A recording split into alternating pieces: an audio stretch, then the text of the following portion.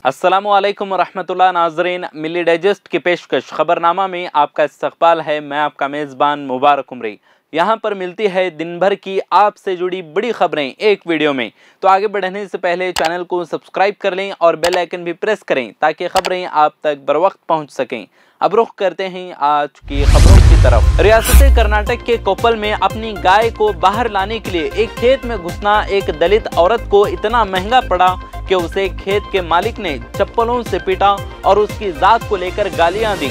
पता चला है कि उसकी गाय एक ऊंची जात वाले के खेत में घुस गई थी, जिसे वापस लाने के लिए दलित खातून उसके खेत में दाखिल हुई थी। मीडिया रिपोर्ट्स के मुताबिक ये वारदात 3 फरवरी को पेश आई थी, मगर वीडियो वायरल होने के बाद मामला सामने आया। बताया गया है कि ये वाकया बेंगलुरु से करीब 350 किलोमीटर दूर कोप्पल जिला के कनकगिरी तालुके के रामपुर गांव का है। आज वजीर दाखिला अमित शाह फिरकावाराना तौर पर हसास कोस्टल इलाके के पहले दौरे पर मंगलूर पहुंचे। अमित शाह की आमद को लेकर यहां पुलिस का सख्त बंदोबस्त किया गया और भारी पुलिस फोर्स तैनात की गई थी। अमित शाह सेंट्रल अरिकांत और cocoa marketing and processing cooperative limited की गोल्डन जुबली प्रोग्राम में हिस्सा लेने पुत्तूर टाउन का दौरा किया। यहां अमित शाह ने भारत माता के मुजस्समे की गुलपोशी की और अमर जवान के मुजस्समे पर भी फूल पेश किए। जमीयत-उल-उलमा-ए-हिंद का 34वां इजलास दिल्ली के रामलीला मैदान में शुरू हुआ, जिसकी सदारत जमीयत के सरबराह मौलाना महमूद मदनी कर रहे हैं। महमूद मदनी ने हिंदुस्तानी मुसलमानों का मसला उठाया। इस दौरान उन्होंने कहा कि हिंदुस्तान इतना ही महमूद का है जितना पीएम नरेंद्र मोदी और मोहन भागवत का है। उन्होंने ये भी कहा कि हिंदुस्तान में इस्लामोफोबिया के केसेस बढ़ रहे हैं, जो तशवीशनाक है, और कहा कि ये कहना कि इस्लाम एक मजहब है जो बाहर से आया है बेबुनियाद है। इस्लाम तमाम मज़ाहिब में सबसे ज़्यादा कदीम मजहब है और हिंदी बोलने वाले मुसलमानों के लिए हिंदुस्तान बेहतरीन मुल्क है। भारत में जजों के अपॉइंटमेंट्स और ट्रांसफर्स के मामले पर हुकूमत और अदलिया के दरमियान लफ्जी जंग तेज होती जा रही है। कानूनी माहिरीन और साबिक जजों का ख्याल है कि मोदी हुकूमत जजों के इंतखाब में अपने लिए बड़े किरदार की तलाश में है। हालिया हफ्तों में भारतीय वजीर कानून किरण रिजिजू और नायब सदर जगदीप धनखड़ समेत मुतादिद सीनियर हुकूमती शख्सियात और बीजेपी के रहनुमा मुल्क में जजों की तकर्री के तरीके पर तनकीद करते रहे हैं।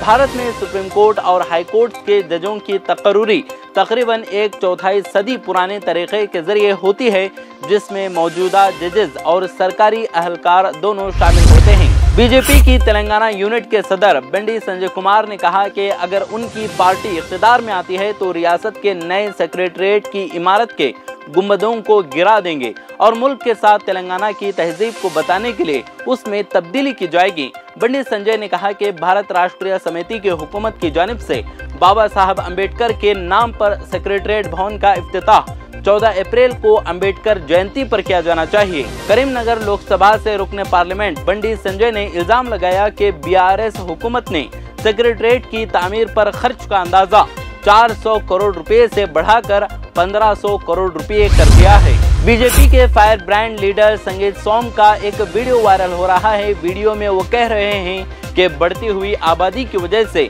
वेस्ट यूपी मिनी पाकिस्तान बनने जा रहा है। बीजेपी लीडर ने कहा कि तमाम पार्टियों को बढ़ती हुई आबादी पर संजीदगी का मुजाहरा करना चाहिए। इसके साथ ही संगीत सोम ने समाजवादी पार्टी के सदर अखिलेश यादव को चैलेंज किया कि अखिलेश यादव और उनके चेले जिन्ना की सोच छोड़कर खुशामद की सियासत बंद करें, वरना रियासत का बुरा हाल हो जाएगा, और इल्जाम लगाया कि अखिलेश यादव और उनके पैरोकार रियासत में जात पात का माहौल बना रहे हैं। एडिशनल डिस्ट्रिक्ट जज प्रफुल्ल कमाल की अदालत ने लखनऊ के टीले वाली मस्जिद के सर्वे के लिए हिंदू फरीकों को निचली अदालत में अपील करने की इजाजत दे दी है। एडीजी कोर्ट ने मुस्लिम फरीकों की दलील को मुस्तरद कर दिया कि केस काबिले समात नहीं है। हिंदू शिद्दत पसंदों ने दावा किया था कि टीले वाली मस्जिद लक्ष्मण टीला है, जिसे भगवान राम के छोटे भाई लक्ष्मण ने बनाया था। 2013 में एडवोकेट हरिशंकर जैन ने ये मुकदमा लखनऊ की सिविल अदालत में दायर किया और मस्जिद के सर्वे का मुतालबा किया था। तब से ये मामला ज़ेर-ए-इंतबा है। उत्तराखंड के जोशीमठ में जमीन के धंसने से मुतासिर होने वाले लोगों के सब्र का पैमाना लबरेज हो चुका है। गुज़िश्ता 1.5 महीने से इहाते में बैठे एहतजाज कर रहे लोग शहर की सड़कों पर हाथों में मशालें लेकर उतर आए और जुलूस निकाला। इस दौरान लोगों ने उत्तराखंड की बीजेपी हुकूमत के खिलाफ शदीद नारेबाजी की और वजीर आला पुष्कर सिंह धामी मुर्दाबाद के नारे लगाए। उत्तराखंड में भर्ती घोटाला को लेकर नौजवानों में शदीद नाराजगी देखने को मिल रही है। गुज़िश्ता कुछ दिनों से देहरादून में भर्ती घोटाले को लेकर माहौल काफी गर्म है। बेरोजगार नौजवानों ने अपने मुतालबात को लेकर गांधी पार्क के बाहर सत्याग्रह शुरू किया था, लेकिन देर रात पुलिस ने उन्हें वहां से उठा दिया। इसके बाद नाराज नौजवानों ने गांधी पार्क में बड़ी तादाद में जमा होकर एहतजाजी मुजाहरा किया। इस दौरान पुलिस और मुजाहिरीन के दरमियान झड़प के हालात पैदा हो गए। मुजाहरा कर रहे बेरोजगार नौजवानों पर पुलिस ने लाठी चार्ज कर दिया और नौजवानों को दौड़ा दौड़ा कर पीटा। अब इससे नाराज नौजवानों ने कल रियासतगीर बंद का ऐलान किया था। अडानी ग्रुप से मुताल्लिक हिंडनबर्ग की एक रिपोर्ट ने हिंदुस्तान में एक हलचल सी पैदा कर रखी है। इस दरमियान निकई की एक रिपोर्ट सामने आई है जो हैरत अंगेज है।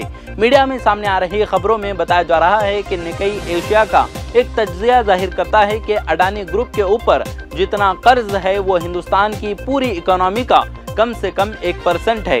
अडानी ग्रुप के ऊपर लगे फ्रॉड के इल्जामात और मौजूदा माशी मसाइल के दरमियान निकई एशिया की ये रिपोर्ट अडानी ग्रुप के मजीद फिक्र पैदा कर सकती है। बागेश्वर धाम के धीरेन्द्र शास्त्री की हिमायत में दिल्ली के जंतर मंतर पर प्रोग्राम का इनेकाद करके खुले प्लेटफॉर्म से ईसाइयों और मुसलमानों के कत्ले आम की कॉल देने के मामले में पुलिस ने अभी तक कोई कार्रवाई नहीं की, लेकिन पुलिस ने हैरत अंगेज तौर पर इस मीडिया इदारे को नोटिस भेजा है जिसने उस खबर पर रिपोर्ट शाये की थी। गुज़िश्ता 5 फरवरी को दिल्ली के जंतर मंतर पर सनातन धर्म संसद के नाम से एक तकरीब का इनेकाद किया गया था। दिल्ली पुलिस ने उस खबर को दिखाने के लिए मोरिटेक्स नामी मीडिया हाउस को नोटिस भेजा है। राजस्थान के वजीर आला अशोक गहलोत ने रियासत के अगले माली साल के लिए बजट पेश कर दिया है। इस बजट में वजीर आला गहलोत ने खवातीन, नौजवानों और किसानों के लिए कई अहम वादे किए हैं। अशोक गहलोत ने ऐलान किया कि राजस्थान में नौजवानों के लिए भर्ती के तमाम इम्तिहानात के लिए कोई फीस नहीं होगी। इसके अलावा पेपर लीक जैसे वाकयात के लिए खुसूसी टास्क फोर्स तश्कील दी जाएगी। भर्ती के तमाम इम्तिहानात के लिए सिर्फ एक बार फीस अदा करनी होगी। गवर्नमेंट कॉलेज कैंपस में 100 रोजगार मेलों का भी इनेकाद किया जाएगा। वजीर आला अशोक गहलोत ने बजट में घरेलू यूजर्स को 100 यूनिट तक मुफ्त बिजली फराहम करने का ऐलान भी किया है। आज के खबरनामे में फिलहाल इतना ही। अगर आपको ये पेशकश पसंद आती है तो दूसरों के साथ शेयर करके हमारा हौसला बढ़ाएं। मिलते हैं अगली वीडियो में, तब तक खुश रहें, आबाद रहें।